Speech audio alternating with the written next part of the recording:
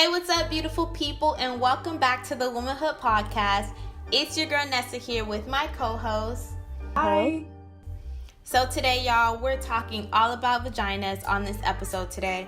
We're getting rid of all the code names we call our vagina to make people feel comfortable, like the JJ, private part, flower. What other code names have you heard of, Tabitha? There's also words like temple, but I just prefer calling it for what it is. It's a vagina. That's it.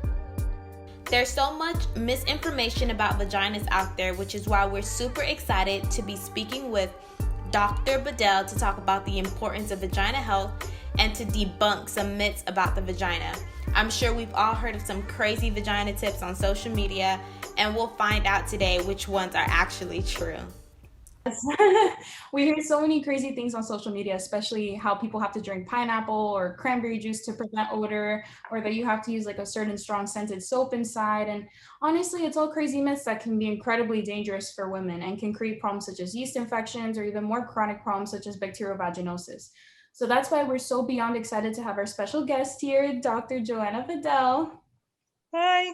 So welcome again to the podcast, Dr. Bedell. We're so excited to have you here. Introduce yourself and just share one fun fact for our audience. My name is Dr. Dr Bedell. I was born and raised in Miami. I'm a gynecologist or an obstetrician gynecologist currently working in Kendall. I finished my residency training 3 years ago in Boston and moved back to Miami. And a fun fact about me and how I practice is that my mother is also an OBGYN, and so are my sisters. And my sisters and I are actually identical triplets. And all four of us work together in the same office. And so we're practicing together, just the four of us. So it's really fun. So awesome. Dr. Bedell, we would love to hear more about what made you want to become a gynecologist and what educational route you had to take in order to become one. Sure. So, actually, my father was an OBGYN as well, so having both of my parents do that with their lives definitely had an influence. They never really said, this is what you have to do or else, or I really think you should do this. No, it was more just seeing them and how well respected they were, how knowledgeable, and it seemed to me like they had a pretty normal life, good work-life balance, which is not really what OBGYNs are known for. If anything, they're known for having no free time and being up in the middle of the night at all crazy hours. But no, there are ways around that. And the way I practice, I have a good amount of control over my schedule. And honestly, as far as medicine and picking that specialty, going to medical school, well, as far as training, 4 years of college, then 4 years of medical school, and then 4 years of specific OBGYN training. So a lot of school, but in going to medical school and seeing different specialties, I definitely gravitated towards it. A big part, honestly, is because the day-to-day of an OBGYN is most of your patients are healthy. They're not in the hospital. You know, they don't have these really complicated issues going on necessarily. And just there's something about taking care of women in kind of a more private, obviously more private type of a specialty that I think is very special, that men, I think, have a little bit, honestly, maybe a little bit of a different feel about it. I've found that women are very open. Maybe it's because I'm a woman myself too, but kind of sharing that or really trusting their doctor and hoping to find that, I think really helps and speaks to me for sure. And that's kind of a more modern way of thinking, I think.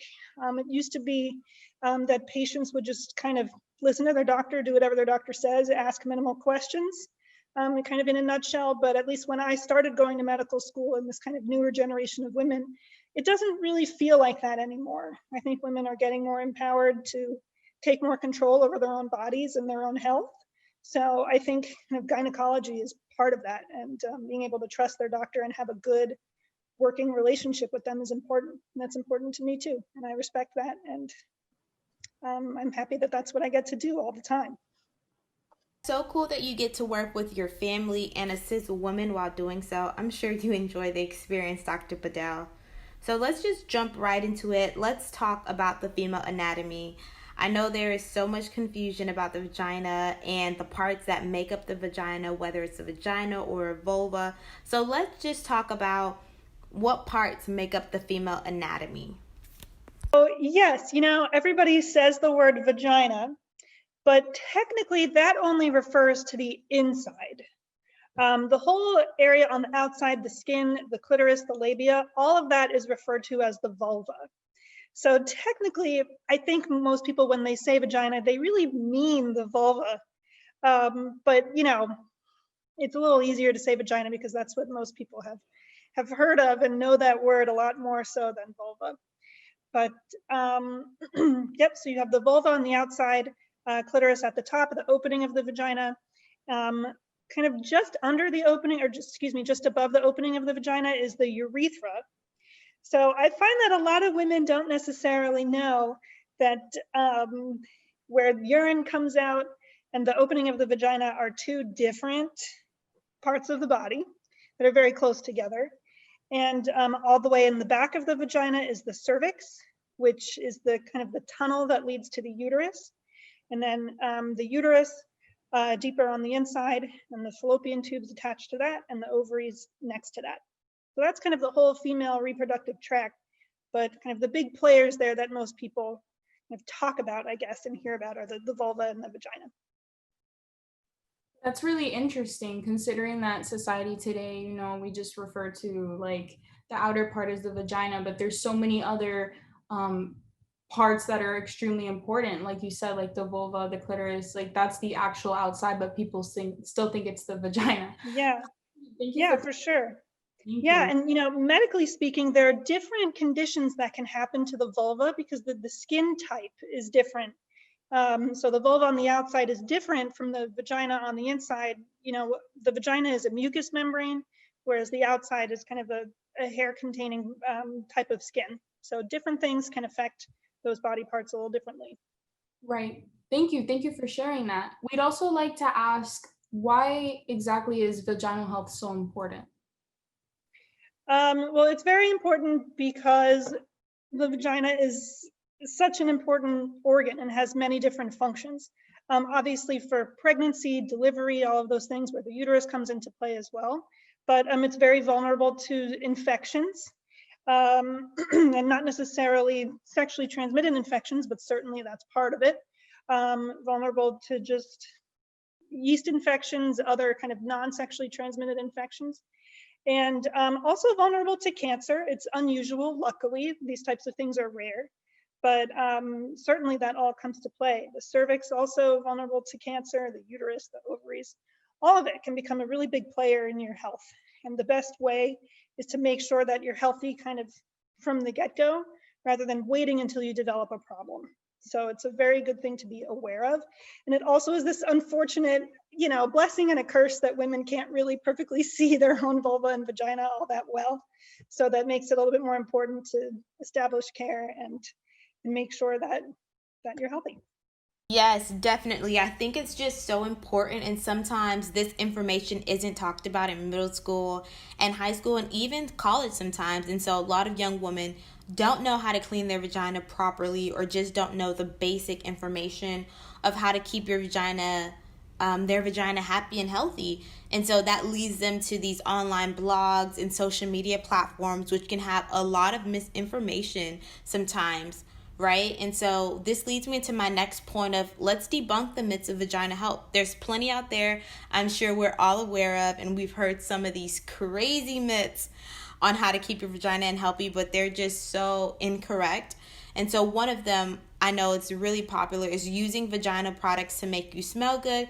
Let's talk about the dangers of some of these vagina products being advertised today. Okay, I'm really glad that you mentioned that because, patients don't always ask me these questions. And I can only imagine what people are doing in their own homes from what they read and what's kind of force-fed to them by advertising and all of that. But yeah, for the most part, you do not need to be actively using any special soap or certainly anything that's fragranced. I've seen a lot of cases where patients develop chronic irritation, yeast infections, bacterial vaginosis, allergies, or just chronic irritation from these kinds of products. The more fragranced something is, usually the more, and just combining that with the sensitive skin down there, really can hurt, number one, and just create all of these different types of discharge, irritation, and those kinds of problems. The tricky thing is these products will tell you that they're gynecologist recommended, or they're like pH balanced, or they're the perfect this, perfect that. And honestly, I don't really know where that data comes from. It's not a medication. It's not anything like regulated by a doctor. So there's must be some, maybe off the cuff, somebody went to a doctor's office, put this product in their face, paid them to probably say, hey, is this product like gonna kill someone? And then they say, no, it's probably fine. And then they get to put this stamp on it that says approved by an OBGYN, and it doesn't really mean anything clinically, whereas certain medications, things like that, go through very, very rigorous many years of testing to make sure that it's truly safe and actually works for a purpose. So a lot of these products, I hate to say it, really are just a solution kind of looking for a problem. It's not really medically recommended. So yeah, a lot of these douches, especially things that go on the inside of the vagina, are meant to, just like when you brush your teeth, you just focus on your teeth. You don't then stick your toothbrush down your throat or anything like that. It's kind of the same thing. Any kind of mild, I recommend kind of allergy-free or fragrance-free soap for the outside of the vagina is fine. Whatever you're already using in the shower is probably okay. There's no need to truly clean the inside really aggressively. Even just water, honestly, can throw off the pH of the vagina on the inside. So really don't need to be doing anything extra than just outer care with a mild soap.